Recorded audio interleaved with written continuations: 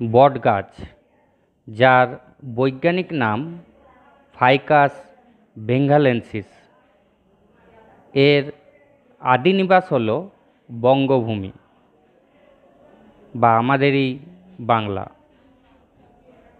এটি একটি বৃহদাকার বৃক্ষজাতীয় উদ্ভিদ। বটগাছ খুব বড় জায়গা জুড়ে জমির সমান্তরাল শাখা প্রশাখা বিস্তার করে, যারা স্তম্ভমূলের উপর ভর দিয়ে থাকে। স্তম্ভমূল প্রথমে সরু সরু ঝুড়ি হিসেবে বাতাসে ঝোলে, পরে মাটিকে স্পর্শ করলে স্তম্ভমূলের মাটির উপরের অংশ কাণ্ডতে পরিবর্তিত হয়। উপযুক্ত পরিবেশে একটি বটগাছ 5 থেকে 600 বছর বেঁচে থাকতে পারে। বটগাছের কিছু গুণাগুণও রয়েছে, যেমন বটগাছের আঠা পা ফাটা সারায়।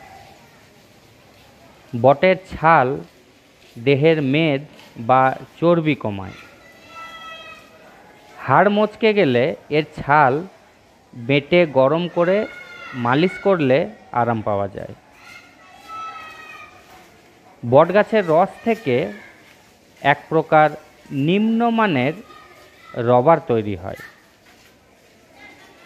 এবং এই গাছের ছাল থেকে দড়ি তৈরি করা হয়।